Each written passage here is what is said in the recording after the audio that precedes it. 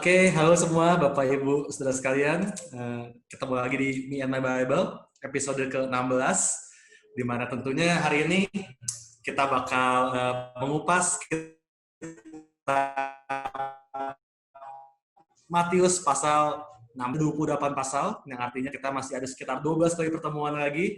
Saya harap Bapak, Ibu, teman-teman sekalian setia mengikuti sampai habis. Mari kita finishing well sama-sama.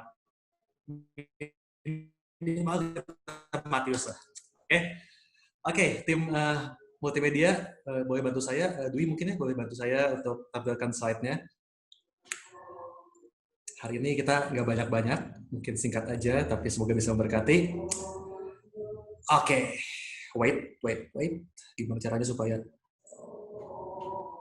Oke.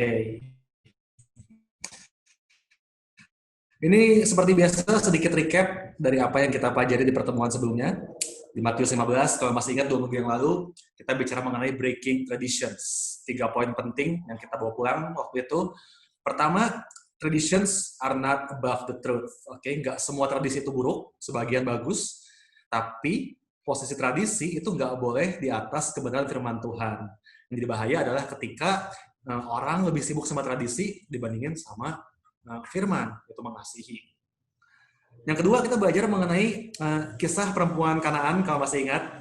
Dan kita tahu bahwa prayer is a spiritual warfare. Si wanita ini dia berdoa mati-matian, gitu ya, berjuang demi anaknya, demi orang lain. Dan ini adalah contoh intercession yang luar biasa. Ketika kita bilang sama orang, sedoain kamu ya, mari jangan sembarangan, karena itu berarti kita menyediakan diri untuk berperang buat orang itu. It's like saying, I will fight your battle. So, mari jangan anggap enteng sebuah doa, karena itu ada sebuah peperangan. Kalau udah janji mau ikutan perang, harus beneran nongol. Oke? Dan terakhir, waktu kita bahas mengenai bagaimana kita harus menjadi orang yang spiritual, bukan sekedar religius. Oke? Mari jangan terlalu sibuk sama aturan agama, mengenai ini yang boleh, itu yang nggak boleh, dan sebagainya, harus begini ritualnya, dan sebagainya. Tapi mari kita menjadi orang-orang yang spiritual. Artinya apa? Led by the Spirit, live by the Spirit. Hidup oleh roh, dipimpin oleh roh, bukan oleh daging. Oke? Kurang lebih itu rekapan dari apa yang kita bahas 2 minggu yang lalu. Nanti buat yang ketinggalan, pastinya bisa menyaksikan rekamannya di YouTube ya. Hari ini, mari kita lanjut ke Matius 16, boleh di next. Saya kasih judul, pelajaran kita hari ini adalah The Rock. Nice. Tentunya ini bukan ngomongin The Rock bintang film, yang main Fast and Furious, Jumanji, dan sebagainya, bukan ya, Dwayne Johnson, bukan itu tentunya. Tapi nanti kita bakal lihat bahwa The Rock atau batu karang itu adalah inti dari pelajaran kita hari ini. Nanti kita bakal lihat sama-sama, ini bakal seru banget. Siap, saudara? Siap ya? Kita mulai. Slide pertama, boleh dibuka? Mari kita mulai dari awal. Kita bakal lihat di awal pasal 16, pasal ini dibuka dengan orang-orang Farisi dan Saduki yang datang untuk mencobai Yesus dengan cara meminta sebuah tanda dari sorga. So, kita lihat bagaimana perlawanan terhadap Yesus itu makin lama makin meningkat. Makin banyak orang yang terintimidasi, merasa tersinggung dengan pengajaran Yesus, dan mereka akhirnya bersekongkol memusuhi Yesus. Matius 16 ayat yang pertama dibilang, kemudian datanglah orang-orang Farisi dan Saduki hendak mencobai Yesus. Mereka meminta supaya ia memperlihatkan suatu tanda dari sorga kepada mereka. Nah, kalau saudara ingat, pasal sebelumnya, pasal 15, di ayat pertama juga, itu dibuka dengan orang-orang Farisi dan ahli Taurat, datang dari mana? Ingat, jauh-jauh dari pusat, yaitu dari Yerusalem, untuk menjegal Yesus. Jadi kayak setiap pasal diawali dengan sebuah perlawanan. Nah, kali ini, setelah sebelum mereka gagal mencoba Yesus, ini mereka mencoba lagi nih. Dan kali ini, mereka bersatu dengan orang-orang Saduki. Nah, ini adalah sebuah kisah yang menarik. Kenapa? Karena saudara perlu tahu bahwa aslinya kaum Farisi dan kaum Saduki ini adalah 2 golongan yang sangat berseberangan, baik secara kepercayaan maupun sikap politik. Saudara bisa lihat di tabelnya ya, ini beda banget mereka. Farisi itu adalah kaum yang memegang semua hukum Taurat, baik yang tertulis maupun yang lisan. Jadi selain hukum Taurat, Musa, itu ada lagi hukum adat yang diwariskan turun-temurun dari para pemimpin agama mereka. Disebutnya oral Torah disebutnya. Taurat yang lisan. Itu mereka pegang kuat-kuat semuanya. Sementara kaum Saduki, mereka itu hanya memegang hukum Taurat Musa saja, 5 kitab Musa. Berarti Kejadian, Keluaran, Bilangan, Imamat, Ulangan, itu 5 itulah pokoknya. Hanya itu mereka pegang. Yang lisan menurut mereka bukan firman Tuhan. Itu perbedaan pertama. Lalu kita lihat perbedaan doktrin lainnya, kaum Farisi itu mereka percaya adanya malaikat dan kehidupan setelah kematian, resurrection of the dead. Mereka percaya itu. Sementara kaum Saduki, mereka nggak percaya tuh. Menurut mereka nggak ada tuh namanya spiritual beings, itu nggak ada, malaikat-malaikat itu. Dan waktu kita mati, ya udah habis. Itu akhir dari kehidupan seseorang dimanapun. Gitu. Jadi kita hilang, sudah nggak ada kehidupan lagi setelah meninggal. Itu orang Saduki percaya. Kemudian kita lihat lagi di sini, orang Farisi, mereka itu menantikan kedatangan Mesias yang bakal membebaskan mereka dari penjajahan Romawi ya. Sementara kaum Saduki, mereka nggak menantikan Mesias. Buat mereka, ya sudah, hidup saja gitu kan. Makanya di ciri yang terakhir kita lihat, kaum Farisi ini mereka nggak mau terlibat politik. Siapapun pemimpinnya terserah buat mereka. Yang penting mereka diizinkan menjalankan aturan agama. Karena pada akhirnya mereka tahu, raja kami hanya Mesias yang akan datang. Nah, kaum Saduki, kan mereka nggak percaya Mesias tuh. Jadi mereka pikir, oke, pemimpin saya adalah siapapun yang hari ini ada. Ketika hari ini mereka dijajah Romawi, ya sudah.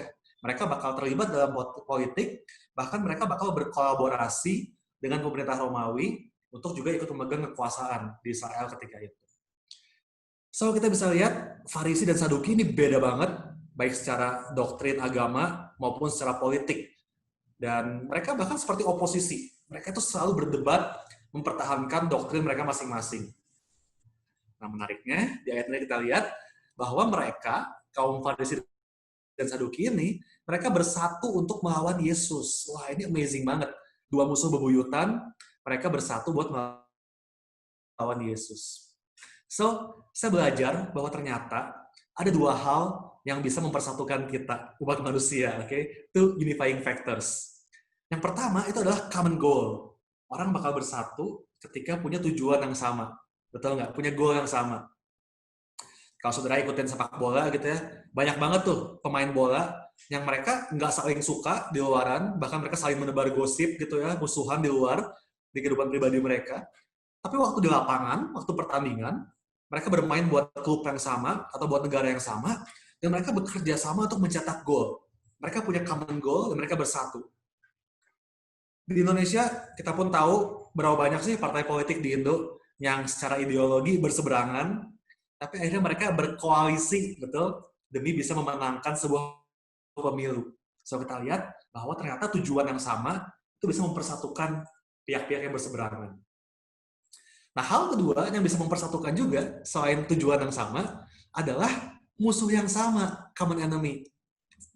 Sejarah kita lihat bagaimana dua negara bisa bersekutu untuk menggempur musuh yang sama. Betul? Nah, demikian pula di kisah ini. Kaum Farisi dan kaum Saduki, mereka bermusuhan sebetulnya. Tapi akhirnya mereka bersatu karena mereka merasa mempunyai musuh yang sama, yaitu Yesus. So, ini dua faktor yang mempersatukan, dan I think prinsip ini perlu kita pegang juga dalam kita menjaga kesatuan gereja Tuhan. Amin.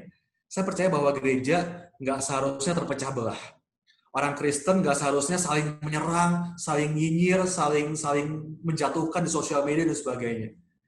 Karena we have a common enemy. Kita semua punya musuh yang sama, yaitu si iblis. Kita juga punya goal yang sama, common goal. Apa itu? To plunder hell and populate heaven. Benar? Untuk memenangkan sebanyak mungkin jiwa bagi Yesus. Mengosongkan neraka, memenuhi surga buat Yesus. So we should stop shooting each other because we are on the same team. Kita orang Kristen, gereja Tuhan, perlu berhenti saling menyerang karena kita di tim yang sama. Kita punya goal yang sama, kita punya musuh yang sama. So, gereja Tuhan perlu bersatu.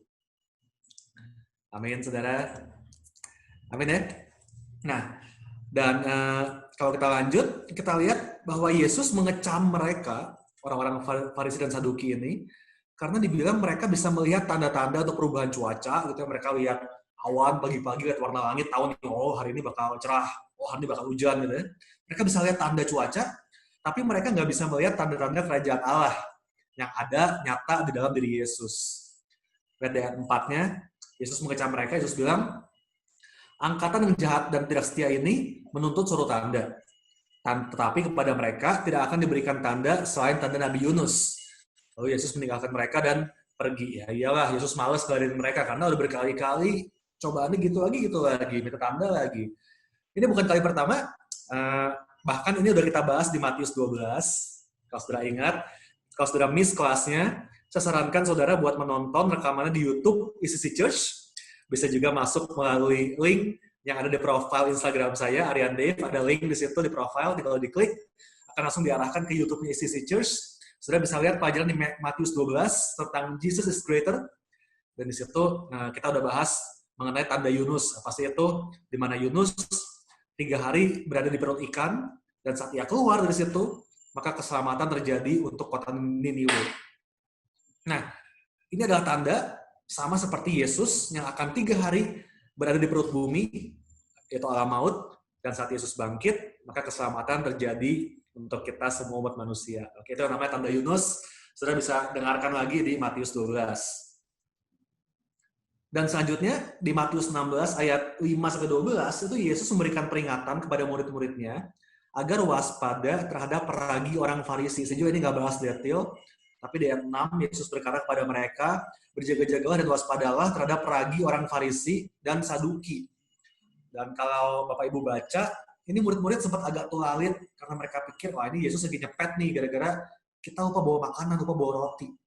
Ini lucu banget, sementara buat Yesus, makanan tuh nggak masalah. 5.000 orang aja dikasih makan semua. Laki-laki doang tuh, total 20.000.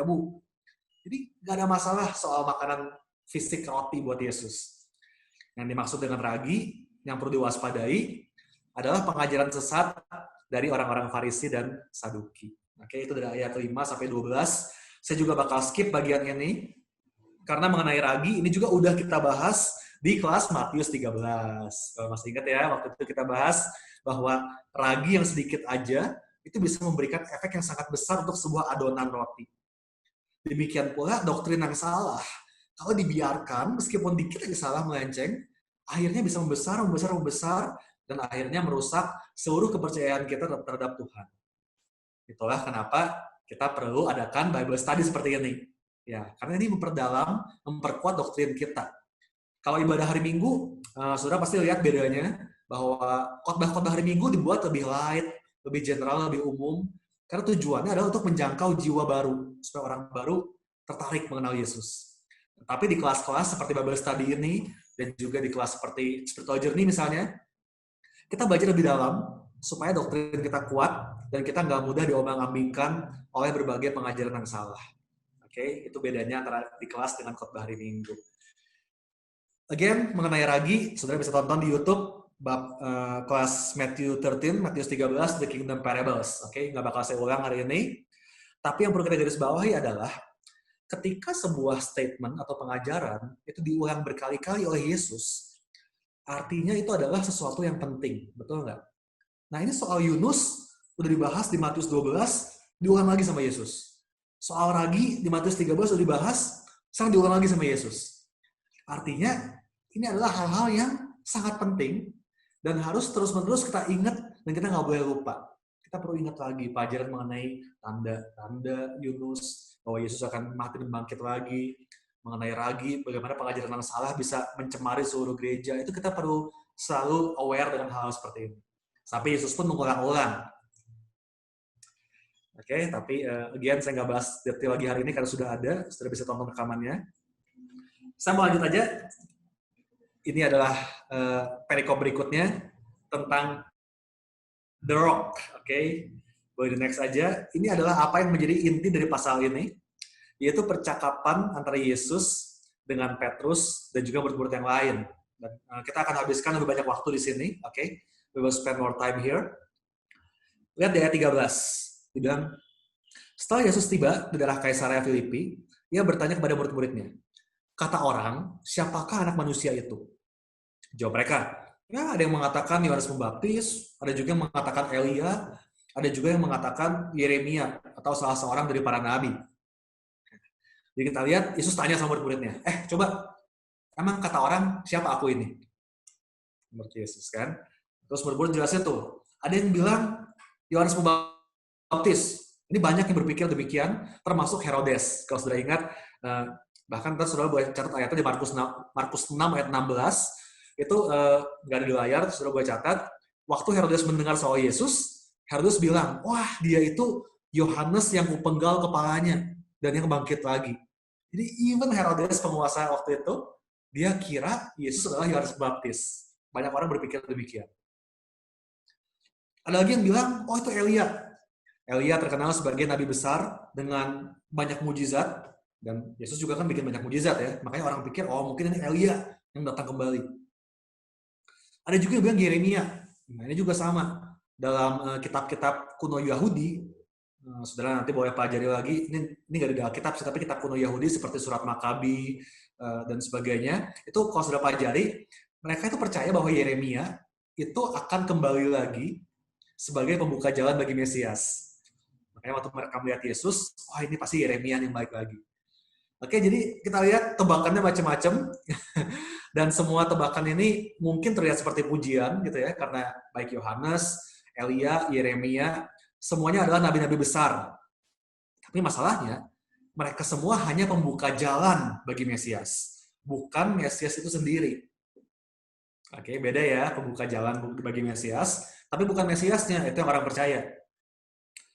Dan mari jangan salah mengerti, bahwa ketika Yesus bilang, ketika Yesus tanya ke murid-muridnya, kata orang, siapa aku ini?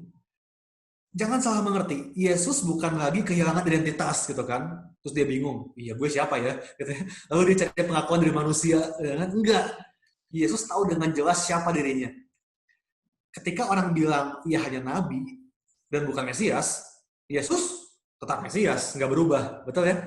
Identitasnya Yesus nggak berubah karena apa kata orang. Nah hal yang sama berlaku buat kita. Ada sebuah quote yang saya suka banget, what people say about you doesn't define who you are. It defines who they are. Sekali lagi ya, what people say about you doesn't define who you are. It defines who they are. Apa yang orang bilang tentang dirimu nggak mendefinisikan siapa dirimu. Itu mendefinisikan siapa diri mereka yang ngomongin engkau. Betul ya? Orang boleh bilang kau jelek, orang boleh bilang kau bodoh, orang boleh bilang kau gagal, tapi itu nggak mendefinisikan siapa engkau. Identitasmu bukan apa kata orang lain. Justru waktu orang lagi ngomongin kita, sesungguhnya itu lagi menunjukkan siapa diri mereka sebenarnya. Apakah mereka teman kita? Apakah mereka pendukung kita, sahabat kita? Apakah mereka sekedar tukang gosip? Apakah mereka orang negatif? Lihat ya, cara orang ngomongin kita justru bukan nunjukin siapa kita, itu nunjukin siapa mereka. What people say about you doesn't define who you are. It defines who they are. Betul ya, setuju ya. Jadi mulai sekarang, kalau ada orang ngomongin, santai aja. Itu nggak mengubah siapa kita. Kita tetap anak Tuhan, tetap dicintai, tetap anak raja. Oke? Tapi kita bisa tahu siapa mereka yang ngomongin kita.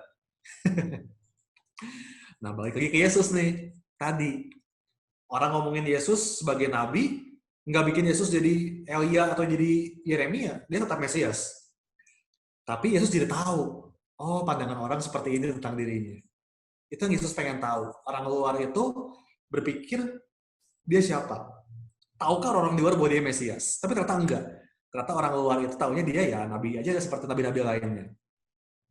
Dan pertanyaan Yesus itu hanyalah sebuah pertanyaan pengantar menuju pertanyaan sesungguhnya yang Yesus lemparkan di ayat berikutnya. Oke, kita lihat di ayat 15. Lalu Yesus bertanya kepada mereka, tetapi apa katamu? Siapakah aku ini? Terjemahan bahasa Inggris dibilang, but what about you? He asked. Who do you say that I am? Kalau kata kamu gimana? Menurut kamu, siapa aku ini? Dan saya rasa, ini adalah pertanyaan terbesar yang harus kita jawab masing-masing secara pribadi. What about you? Menurut Bapak, menurut Ibu, menurut adik-adik, teman-teman semua, siapakah Yesus itu? Ingat, bahwa jawaban kita akan mendefinisikan siapa diri kita. Bukan mendefinisikan siapa Yesus ya. Yesus tetap Tuhan, mau kita bilang apa juga. Tapi cara kita mengenal Yesus akan menentukan banyak hal tentang diri kita. Pengenalan kita tentang Yesus sebagai Tuhan dan Juru Selamat akan menentukan surga dan neraka buat kita. Pengenalan kita tentang Yesus sebagai sahabat akan menentukan cara kita berdoa, berkomunikasi sama Tuhan setiap hari. Pengenalan kita tentang Yesus sebagai healer, penyembuh, provider, penyedia, itu akan menentukan cara kita menjalani kehidupan kita tiap harinya. Apakah berpengharapan, apakah putus asa, apakah khawatir, takut, semuanya ditentukan dari siapa Yesus menurut kita. Makanya yang kita butuhkan hari ini bukan informasi, bukan apa kata orang, oh itu Yohanes, oh itu Elia, oh itu Yeremia, terserah orang lain mau bilang apa. Hari ini Yesus mau tanya, but what about you? Who do you say that I am? Menurut engkau, siapakah aku ini? Karena pengenalan kita akan Yesus akan menentukan kehidupan kita. So more than we need to know about Jesus, we need to know Jesus. Oke, permainan kata-kata ya. More than we need to know about Jesus, we need to know Jesus. Lebih dari sekedar informasi yang kita dengar tentang Yesus, kita perlu mengenal Yesus secara pribadi. So, seperti apa pengenalanmu akan Yesus hari ini? Itu akan mendefinisikan identitasmu, hidupmu, masa depanmu. Semua tergantung dari bagaimana engkau mengenal Yesus. Semua tergantung dari bagaimana, dari siapa Yesus menurut engkau. Oke, so mari jangan sekedar tahu tentang Yesus, tapi mari sungguh-sungguh mengenal Yesus. Ginosko. Pengenalan dari pengalaman pribadi. Amin. Lanjut ya. Dan jawaban Petrus kita lihat bukan berdasarkan apa kata orang lain. Matius 16 ayat 16. Maka jawab Simon Petrus, engkau adalah Mesias, anak Allah yang hidup. Kata Yesus kepadanya, berbahagialah engkau, Simon bin Yunus, sebab bukan manusia yang menyatakan itu kepadamu, melainkan Bapakku yang di sorga. Jadi, ketika orang lain melihat Yesus sebagai pembuka jalan bagi Mesias, Petrus melihat bahwa Yesuslah Mesias itu sendiri. Dan Yesus bilang, berbahagialah. Dalam bahasa Inggris dibilang, blessed are you. Diberkatilah. And yes, revelation is a blessing. Kalau hari ini kita sebagai orang Kristen punya pengenalan yang benar tentang Yesus, I think it's truly a blessing. Itu adalah sebuah berkat buat kita. Dan Yesus bilang, bukan manusia yang menyatakan itu kepadamu, melainkan Bapakku yang di sorga. So this is a revelation from heaven. Wahyuan dari surga langsung, dari Bapa dikasih ke Petrus. Dan Yesus menyadari itu. Ini menarik. Seringkali kita tuh mengharapkan Tuhan bicara sama kita melalui cara yang ajaib dan supernatural gitu kan. Tiba-tiba ada suara dari surga yang bilang, apa misalnya? Kamu harus menikah sama si dia, si A, si B, gitu kan? Ya bisa aja sih, tapi kayaknya jarang ya. Saya pribadi belum pernah sih dengar suara Tuhan yang audible seperti itu. Sebagian orang ada yang pernah. Tapi seringnya ya kayak Petrus gini, ya nggak sih? Bahwa Tuhan bicara dengan cara yang paling natural, lewat hati nurani Petrus. Petrus bahkan nggak sadar bahwa itu Tuhan yang bicara. Dia cuma ngomong apa yang dia rasa, dan Yesus bilang, Petrus, itu Bapa di sorga yang nyatain buat kamu. Lihat, bahwa Tuhan bicara lewat hati nurani kita. Apalagi di zaman sekarang ini, ya nggak sih, di mana Roh Kudus udah dicurahkan atas kita, gitu kan? Saya percaya bahwa Tuhan akan selalu bicara lewat hati nurani kita. Yang kita perlukan adalah melatih telinga rohani kita supaya kita peka terhadap suara Roh Kudus. Mari Mari gak usah selalu expect tanda yang aneh-aneh gitu kan. Duduk di kafe misalnya, buat yang masih single ya, duduk di kafe lalu berdoa, Tuhan, jodohku adalah perempuan pertama yang masuk ke kafe ini yang pakai baju kuning. Itu berarti dari Tuhan pastinya. Aduh, kayaknya gak usah kayak gitu lah ya. Ya mungkin, kayaknya enggak lah, kayaknya enggak gitu. Kayaknya Tuhan bisa bicara lewat hati nurani kita bahwa this is the one, ada kecocokan di situ, ketertarikan, seiman, sepadan, banyak cara. Oke. Kapan-kapan kita bisa bahas lebih dalam mengenai soal mendengar suara Tuhan ini, banyak tipsnya gitu ya. Tapi intinya, mari berhenti mengharapkan tanda yang spektakuler. Karena seringkali seperti Petrus, bahkan Petrus aja, Bapak bicara rawat dia dengan cara yang paling natural. Lewat suara di hatinya, dia ngomong, dan Yesus bilang, itu Bapak tuh yang menyatakan kepada kamu. Revelation is a blessing. Amin. Kita lanjut dulu ya. Ayat berikutnya, lihat di jawaban Yesus di ayat 18. Lanjutannya lagi. Dan aku pun berkata kepadamu, engkau adalah Petrus, dan di atas batu karang ini aku akan mendirikan jemaatku, dan alam maut tidak akan menguasainya. Oke. Wah, ayat 18 ini adalah salah satu ayat yang secara teologi ini banyak sekali mengundang perdebatan. Nanti kita lihat ya di belakang ya. Tapi hal penting yang perlu kita aware, ini adalah pertama kalinya di seluruh Alkitab di mana kata jemaat atau church, gereja, itu muncul. Jadi ini adalah momen yang sangat penting. Ini adalah momen kelahiran gereja nih. Kata jemaat atau church dalam bahasa Yunani menggunakan kata ekklesia yang artinya kumpulan orang. Kumpulan orang ya artinya ya. Jadi sebenarnya dari awal didirikan, gereja itu sama sekali nggak ada hubungannya sama bangunan, sama gedung, sama fasilitas, nggak ada urusannya tuh. Church is about the people. Pastor Nala selalu bilang gitu kan, church is the people. Kumpulan orang-orang percaya. Hari ini di tengah pandemi COVID, orang mungkin bisa bilang, kita nggak bisa ke gereja nih. But actually we are the church. Kita adalah gereja Tuhan. Yang kita tetap bisa berfungsi dimanapun, di tengah situasi apapun. Walau ibadahnya di rumah, gereja tetap jalan. Ya nggak sih? Because even di rumah pun, kita tetap mengasihi Tuhan, kita tetap mengasihi sesama. We are ecclesia. Kita lah kumpulan orang-orangnya. We are the church. Kita lah jemaatnya. Oke? Jadi gereja nggak ada hubungan sama gedung ya. Dan Yesus bilang bahwa gereja ini, ecclesia ini, akan didirikan di atas batu karang. Oke, saya kasih tanda kuning. On this rock, I will build my church, kata Yesus. Dan disinilah awal perdebatan yang terjadi dari zaman dahulu kala sampai hari ini masih terus berlanjut, belum ada kesimpulan yang jelas, yaitu pada siapa atau pada apakah kata the rock atau batu karang ini mengacu. Ini ngomongin siapa sih ketika Yesus bilang, di atas batu karang ini aku akan membangun jemaatku, gerejaku. Apa yang dimaksud dengan batu karang di sini? Oke, boleh next. Saya mau kasih lihat. Saya akan paparkan ini semua penafsiran yang ada di sepanjang sejarah gereja sampai hari ini.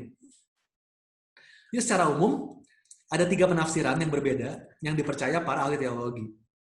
Nah, golongan pertama, mereka tuh percaya bahwa kata batu karang itu mengacu kepada Petrus.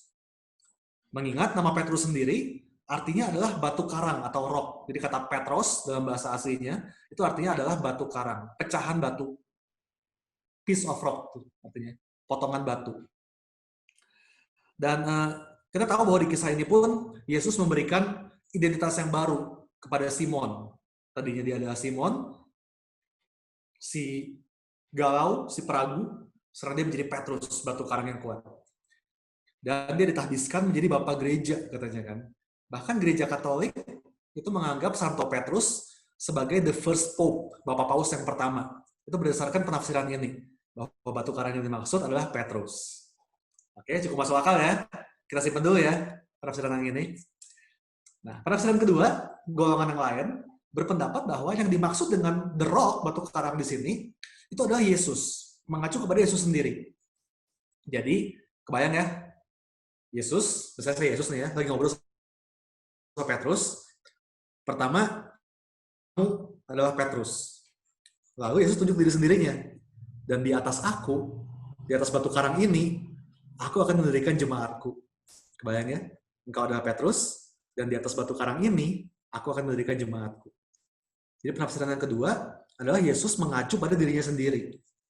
Ini juga sangat masuk akal, penafsiran ini. Kenapa? Mengingat di perjanjian lama, kalau saudara pelajari, istilah rock, batu karang, gunung batu, itu selalu mengacu kepada Tuhan sendiri. Saya kasih beberapa contoh di layar, saudara bisa lihat.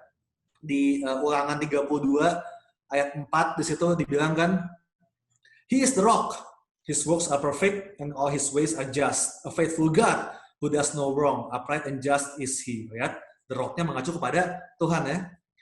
Di kitab 1 Samuel 2 ayat 2 dibilang, there is no one holy like the Lord. There is no one besides you. There is no rock like our God. Nggak ada batu karang seperti Tuhan kita. Mengacu kepada Tuhan lagi. Mazmur 18 ayat 31. For who is God besides the Lord? And who is the rock except our God? Siapakah batu karang selain daripada Tuhan kita? Jadi kita lihat di sepanjang perjanjian lama, istilah batu karang selalu mengacu kepada Tuhan. Dan karena Yesus adalah Tuhan, ya berarti ketika Yesus bilang batu karang ini, itu mengacu kepada dirinya sendiri yang adalah Tuhan. Masuk akal? Masuk akal. Oke, itu penafsiran kedua. Nah, penafsiran ketiga, ada golongan lain lagi yang beda pendapat lagi. Menurut mereka, bahwa batu karang atau the rock yang Yesus maksud adalah pewahyuannya. Yaitu pewahyuan seperti yang Yesus terima bahwa pewahyuan yang Petrus terima dari Bapa bahwa Yesus adalah Mesias. Nah, pewahyuan inilah yang bakal menjadi landasan gereja. Bahwa gereja akan dibangun di atas pewahyuan bahwa Yesus adalah Mesias. Ini juga penafsiran yang masuk akal. Karena bahkan kalau kita baca di terjemahan The Passion, Matius 16 ayat 14 bilang, I give you the name Peter, a stone. And this truth of who I am, kata Yesus, will be the bedrock foundation on which I will build my church. Kebenaran inilah yang akan menjadi landasan di mana gereja akan didirikan. Yesus bilang gitu. Jadi ternyata batu karangnya adalah revelation-nya bahwa Yesus adalah Mesias. So, gimana nih? 3 penafsiran yang berbeda, semuanya masuk akal, mana yang benar? Apakah Petrus kah? Yesus kah? Pewahyuannya kah? Mana yang benar nih? Bingung ya? Nah, daripada berdebat soal mana yang benar, saya pribadi lebih suka menggabungkan ketiga penafsiran ini. Karena semuanya saya lihat tiga-tiganya punya kebenaran yang bagus di dalamnya. Pertama, strong church is built by rocks upon rocks. Setuju nggak? Bahwa gereja yang kuat itu dibangunnya dari batu demi batu. Ada batu di atas batu. Benar nggak? Kalau kita ngomongin gereja dalam konteks gedung aja, nggak ada dong. Ada nggak sih gedung gereja yang dibangun hanya dengan satu batu aja? Nggak ada ya. Semua juga dibangunnya batu demi batu. Ditumpuk-tumpuk, gitu kan, disemen, gitu kan, bata banyak, gitu kan. Nggak ada. Sama juga dengan gereja dalam konteks jemaat eklesia. Kalau cuma satu orang doang, ya belum disebut jemaat dong. Masa bilang gereja cuma satu orang gitu kan, jemaat enggak lah. Eklesia kan tadi, eklesia artinya kumpulan orang, berarti lebih dari satu. So church is built by rocks upon rocks, batu di atas batu yang lain. Oke, sepakat di situ ya. Nah, batu pertama alias fondasi, foundation paling bawah, ini pasti harus yang paling kuat. Dan saya rasa ini harus Yesus nih. This should be Jesus. Because He is the only strong foundation. Gereja nggak akan bisa kuat kalau yang menjadi landasannya itu adalah Petrus atau pastor besar manapun atau hamba Tuhan besar manapun. Karena masih manusia semua juga. Sejago-jagonya hamba Tuhan, kalau gereja dibangun di atas landasannya orang itu nggak bakal kuat. Only Jesus is the strong foundation, the cornerstone. Betul ya? Makanya dibilang Yesus adalah batu penjuru. Jadi landasannya harus Yesus pastinya. Bukan manusia, siapapun itu. Nah, kemudian gimana dengan Petrus? Petrus tentunya mendapat privilege dari Yesus sebagai batu pertama yang diletakkan di atas Yesus. Dia akan menjadi pelopor yang merintis jemaat mula-mula. Itu perannya Petrus tuh. Batu pertama di atas Yesus landasannya. Dan menarik banget tadi kan kita lihat bahwa arti kata Petros itu kan piece of rock, kepingan batu. Jadi Petrus adalah potongan batu pertama yang diletakkan di atas Yesus. Nah selanjutnya kalau sudah baca ayat aslinya, di atas batu karang ini kan dibilang, kata batu karangnya itu di bahasa aslinya menggunakan kata yang mirip sedikit, yang mirip tapi beda dikit tuh. Bukan Petros, tapi Petra. Dan arti kata Petra itu adalah mass of rock, kumpulan batu yang besar, yang utuh, kumpulan batu. Lihat, Petros adalah kepingan batu, Petra itu adalah kumpulan batu. Kebayang? Jadi artinya, Petrus dengan pewahyuannya bahwa Yesus adalah Mesias, dia menjadi potongan batu pertama. Tapi selanjutnya, harus ada kepingan-kepingan batu berikutnya yang terus disusun sehingga akhirnya menjadi sebuah gereja yang utuh. Dan siapakah kepingan-kepingan batu berikutnya? Ya tentunya para orang-orang percaya lainnya yang mendapat revelation yang sama bahwa Yesus adalah Mesias. Para orang-orang kudus di zaman itu sampai ke kita hari ini. Kita semua percaya bahwa Yesus adalah Tuhan, adalah Mesias. Betul ya? Juru selamat kan? Percaya semua ya? Nah, so today, we are the rocks that build His church. Hari ini kitalah batu karangnya yang membangun gereja Tuhan, jemaat Tuhan. Kebayang? So, 3 penafsiran ini saya rasa semuanya ada benarnya. Yesus adalah batu penjuru, cornerstone, fondasinya. Petrus adalah kepingan batu pertama di atasnya, sebagai orang pertama yang dapat pewahyuan itu, bahwa Yesus adalah Mesias. Dan kemudian, semua orang kudus dari 2000 tahun yang lalu sampai kita hari ini, itu adalah kepingan-kepingan batu berikutnya, yang disusun sehingga akhirnya membangun gereja Tuhan from generation to generation sampai hari ini, bahkan sampai ke generasi berikutnya. Amin, amin, amin. So itu kira-kira penjelasan tentang the rock. Siapa rock itu? Semua, mulai dari Yesus, kemudian Petrus, kemudian orang kudus, sampai ke saya, saudara, Bapak Ibu semua hari ini, kitalah semua kepingan batu yang membangun jemaat Tuhan. Dan di atas, kitalah, di atas, on this rock lah, Yesus mau membangun gerejanya. From generation to generation. Wow, isn't it awesome? Wow, luar biasa ya. Next, kita lanjut. Nafas dulu bentar, renungkan dulu. Kita nih rocknya. Hari ini kita rocknya. Kita adalah kepingan batunya. Next. Selanjutnya, Yesus menjelaskan apa yang bakal menjadi privilege dan juga tanggung jawab baik bagi Petrus maupun bagi kita sebagai gereja Tuhan hari ini. Matius 16:18 bilang, dan aku pun berkata kepadamu, engkau adalah Petrus, dan di atas batu karang ini aku akan mendirikan jemaatku dan alam maut tidak akan menguasainya. Alam maut tidak akan menguasainya. Dalam bahasa Inggris dibilang, the gates of Hades atau the gates of hell will not overcome it. Gerbang neraka nggak akan bisa menguasainya. Ini juga menarik. Ini adalah privilege kita sebagai batu karangnya Tuhan. Rekan saya, sahabat saya, Jason Avansi ini, dia memberikan penjelasan yang bagus banget soal hal ini.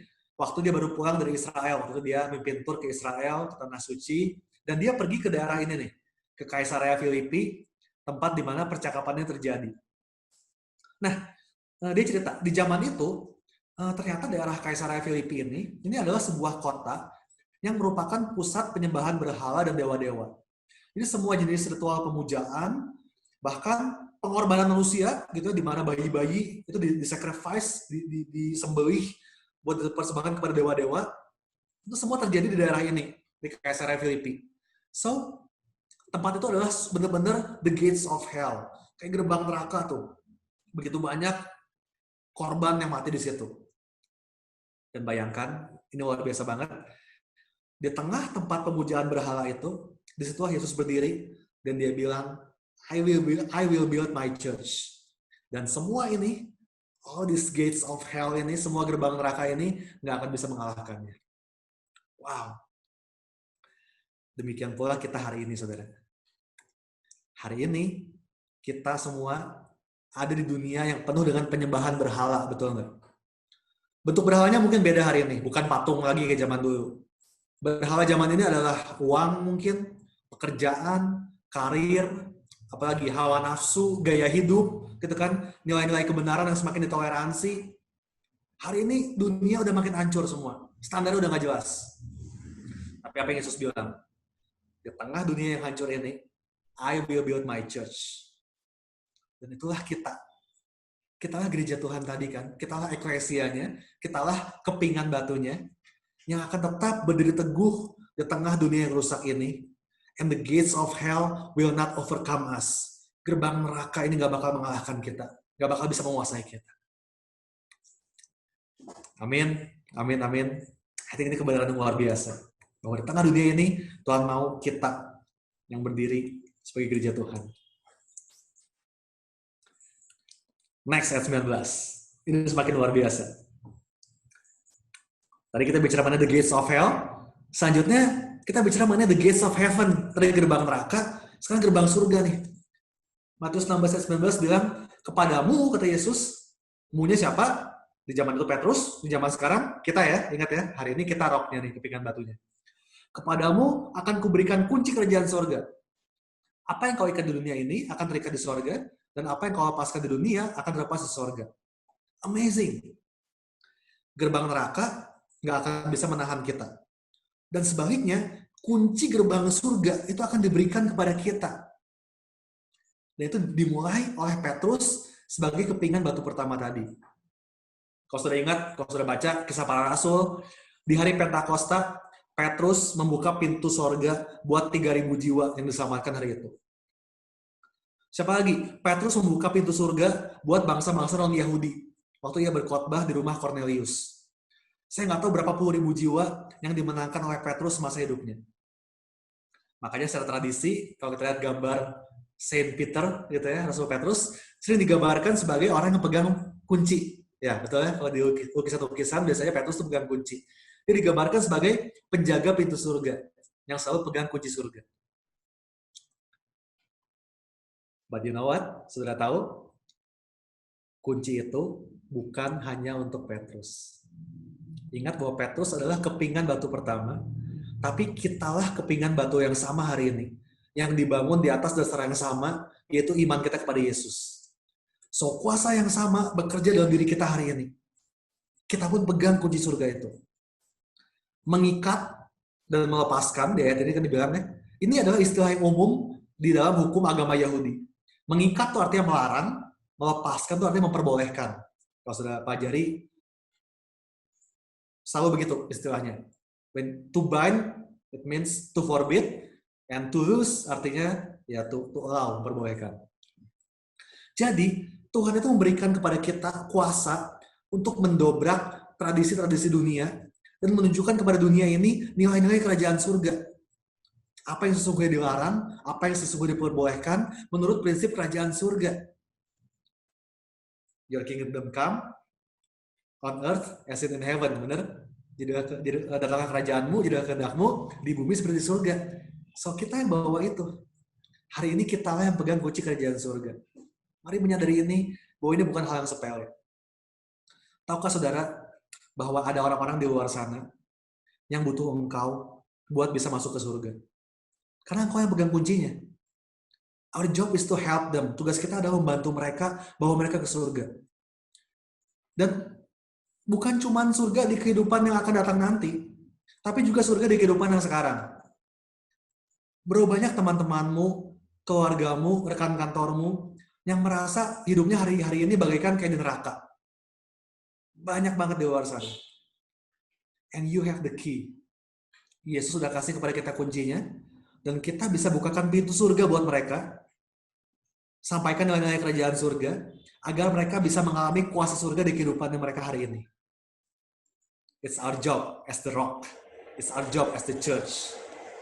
The gates of hell will not overcome us, and the gates of heaven will be unlocked through us. Wow, itu luar biasa banget. Gerbang neraka nggak bisa menahan kita, dan gerbang surga akan dibuka melalui kita. The gates of hell will not overcome us, and the gates of heaven will be unlocked through us. I think ini hal yang luar biasa, privilege buat kita sebagai gereja Tuhan. Kita menahan gerbang neraka, dan kita bisa membuka gerbang surga. Amin, saudara. Wow. Lanjut. Hampir habis. Perikop terakhir. Di perikop terakhir di Matius 16, masih lanjut, ini memberikan kita pelajaran tentang bagaimana kita harus hidup sebagai gereja Tuhan. Ayat 21-23 saya bacakan buat saudara. Ini kisahnya juga lucu. Sejak waktu itu, Yesus mulai menyatakan kepada murid-muridnya bahwa ia harus pergi ke Yerusalem dan menanggung banyak penderitaan dari pihak tua-tua, imam-imam kepala, dan ahli Taurat, lalu dibunuh dan dibangkitkan pada hari ketiga. Tetapi Petrus menarik Yesus ke samping dan menegur dia, katanya, Tuhan, kiranya Allah menjauhkan hal itu. Hal itu sekali-kali takkan menimpa engkau. Ayat 23, ini menarik banget. Maka Yesus berpaling dan berkata kepada Petrus, "Enyalah iblis, engkau suatu batu sandungan bagiku. Sebab engkau bukan memikirkan apa yang dipikirkan Allah, melainkan apa yang dipikirkan manusia. Wow, ini shocking banget waktu saya baca ini. Karena ini dibilang sama Yesus kepada Petrus. Si kepingan batu pertama tadi, yang tadi dibilang batu, kepingan batu yang membangun gereja Tuhan, ini malah dibilang batu sandungan sekarang. Tadi Yesus bilang, Petrus dapat pewahyuan dari Bapa di surga. Sekarang tahu-tahu, Yesus bilang Petrus adalah iblis. Gitu. Ini kayaknya berlawanan banget. Apa yang terjadi di sini? What happened here?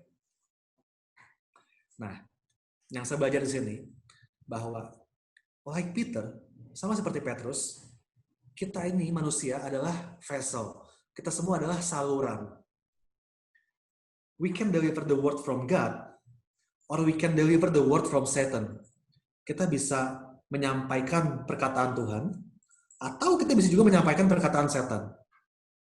Perhatikan bahwa saya yakin banget Petrus itu bukan yang sengaja memilih iblis dibanding Tuhan. Enggak lah, nggak mungkin dia sengaja. Petrus mencintai Yesus, saya yakin itu. Tapi sama seperti Petrus nggak sadar, ketika Bapa bicara lewat dia, ingat? Petrus nggak sadar ya, Yesus yang bilang kan, itu Bapa tuh yang menyatakan itu. Sama seperti Petrus nggak sadar, ketika Bapa bicara lewat dia, demikian juga Petrus nggak sadar, ketika iblis bicara lewat dia. Renungkan ini ya. Petrus nggak sadar waktu Bapa bicara lewat dia, dan sekarang Petrus nggak sadar ketika iblis bicara lewat dia. Yang terjadi adalah apa? Ayat ini bilang bahwa Petrus membiarkan pikirannya dikuasai oleh cara berpikir manusia dibandingkan cara berpikir Tuhan. Secara manusia lama, kan Petrus itu orang Yahudi ya, dan dia berpikir bahwa Mesias nggak mungkin mati. Mesias itu membebas kita dari penjajahan Romawi. Dia adalah pahlawan bangsa Israel. Itu kan cara pikir agamawi Petrus yang lama tuh. Dan itu masih nempel di otak Petrus. Itulah celah yang dimanfaatkan oleh si iblis. Iblis masuk ke pikiran Petrus dan bicara melalui mulut Petrus dengan tipu muslihatnya. Nah, Yesus sudah hafal cara main iblis. Ini kan godaan persis yang iblis tawarkan waktu Yesus dicobai di padang gurun. Ingat nggak? Iblis bilang apa waktu itu di padang gurun? Yesus, ngapain sih kamu capek-capek mati buat manusia? Nggak usah lah pakai menderita segala, gitu. Nggak worth it. Nih, ada shortcut-nya, tinggal sembah aku kasih semua buat engkau. Ingat? Kalau sudah penasaran, sekali lagi bukan iklan, tapi sudah perlu tonton videonya di YouTube, bab Matius 4, oke? Matius 4, The Task Before the Test. Sudah boleh tonton itu, rekamannya, itu kisah mengenai Yesus coba di padang gurun, one of my favorite lesson, gitu ya. Dan di padang gurun itu, iblis mencobai Yesus, tapi gagal.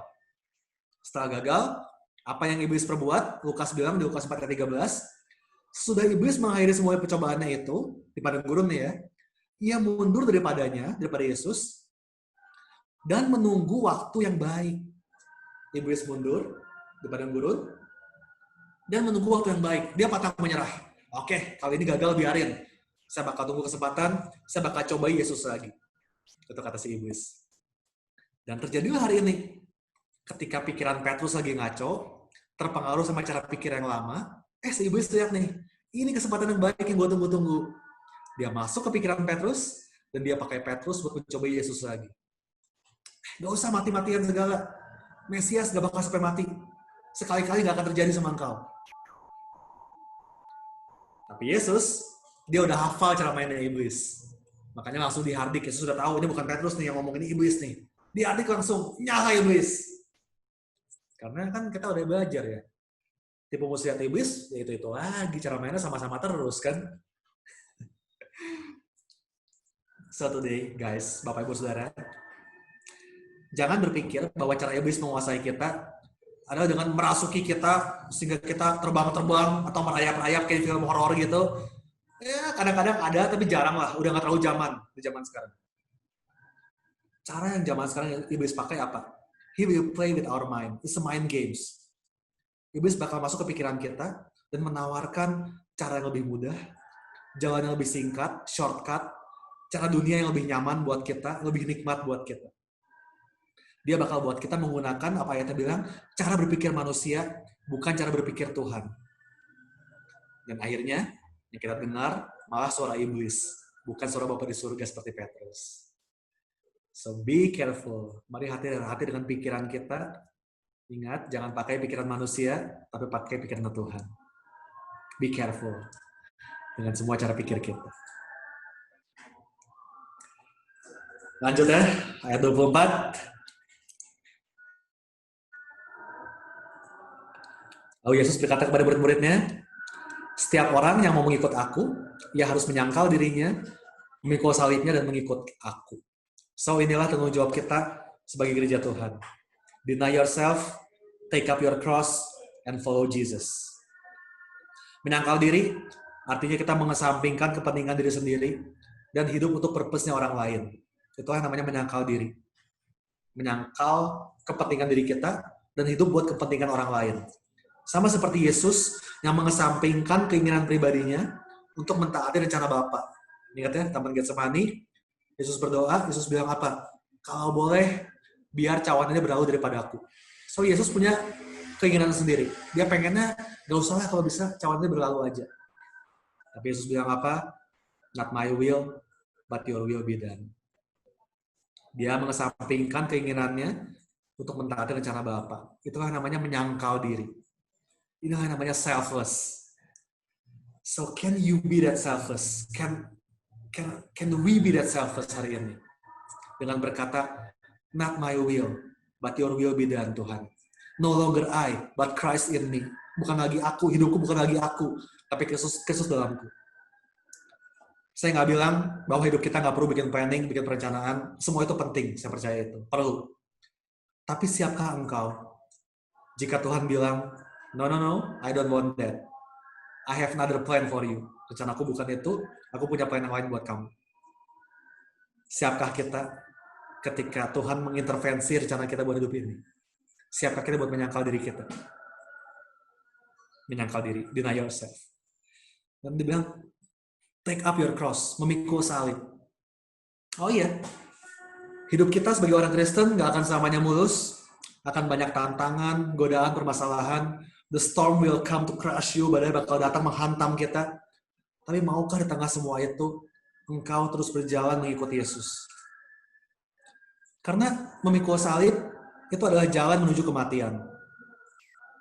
Ketika Yesus melangkah setapak demi setapak di Via Dolorosa menuju Golgota, dia tahu bahwa ujungnya adalah kematian. Demikian pula buat kita hari ini. Saat kita memutuskan untuk memikul salib dan mengikuti Yesus, ujungnya adalah kematian buat diri kita sendiri. Kematian untuk manusia lama kita. Kematian untuk cara pikir kita yang lama. Kematian untuk kebiasaan-kebiasaan kita yang lama. Kematian untuk ambisi pribadi kita yang lama. No longer I, but Christ in me. Memikul salib adalah jalan menuju kematian. It's a one-way trip, cuma satu arah. The cross before me, the world behind me, no turning back. Salib di depanku, dunia di belakangku, nggak akan berpaling lagi. Are you ready to take up that cross? Siapkah engkau menyangkal diri, memikul salib, mengikuti Yesus?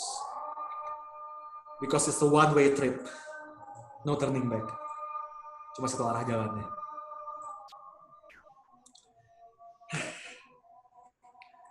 Ayat terakhir, pas waktunya habis. Ayat terakhir. Penutup di perikop ini, Matius 16 ayat 25-26. Karena barang siapa mau menyelamatkan nyawanya, ia akan kehilangan nyawanya. Tapi barang siapa kehilangan nyawanya karena aku, kata Yesus, ia akan memperolehnya. Apa gunanya seorang memperoleh seluruh dunia tapi kehilangan nyawanya? Dan apakah yang dapat diberikannya sebagai ganti nyawanya? Saudara, ada perbedaan besar antara existing and living. Oke? Existing itu sekedar kita ada di dunia. Kita masih bernafas, jantung masih berdetak, kita exist, kita ada di sini. But living itu adalah ketika kehidupan kita di dunia ini terasa berarti. Di mana ada kedamaian di jiwa kita, ada sukacita di hati kita, ada gairah dalam kita menjalani hari demi hari. Itu namanya hidup. Dan itu yang Yesus janjikan buat kita para pengikutnya. Waktu kita memutuskan buat menyangkal diri, memikul salib, mengikuti Yesus, kita mungkin bakal kehilangan kehidupan kita yang lama. Tapi ada sebuah kehidupan yang baru menanti kita bersama Yesus. kehidupan yang penuh dengan damai, dengan sukacita, dengan gairah. Itu kehidupan kita yang baru. Ketika sebuah benih terkubur di tanah, sepertinya benih itu mati. Tetapi sesungguhnya benih itu nggak lagi mati. Justru benih itu lagi terbebas untuk bertumbuh menjadi apa yang seharusnya. Itulah kehidupan kita yang baru bersama Kristus. Kita nggak sekedar eksis, nggak cuma ada doang. Kita benar-benar hidup dan mencapai potensi terbaik yang Tuhan rencanakan buat kita. Itulah kehidupan yang Tuhan mau kasih buat kita semua. Nggak cuma eksis, but truly live. Hidup yang betul-betul hidup dalam Tuhan. Penuh gairah, tiap hari semangat, bangun pagi semangat, mau kerja semangat, mau kuliah semangat, mau ngurus rumah tangga semangat. Kehidupan yang penuh dengan gairah. Itu yang Tuhan janjikan buat kita, saat kita mati buat manusia yang lama, dan hidup dengan kehidupan yang baru bersama dengan Kristus. Amin. So are you ready untuk menyangkal dirimu, memikul salibmu, dan mengikuti Yesus?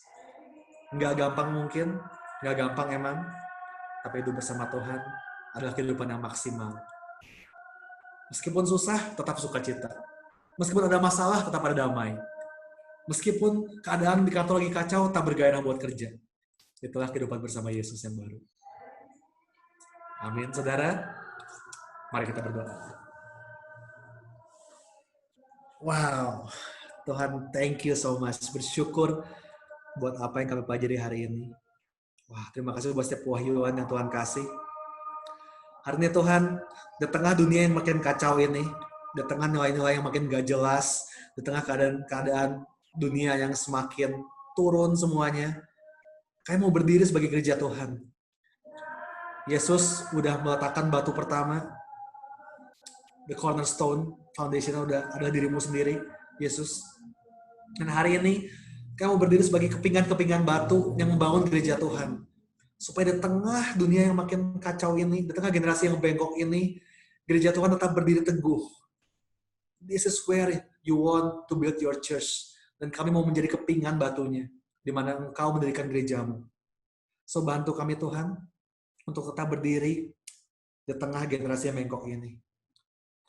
Kami siap buat menyangkal diri kami, mengesampingkan semua ambisi pribadi kami, kebiasaan lama kami, dosa-dosa lama kami mau lupakan itu semua.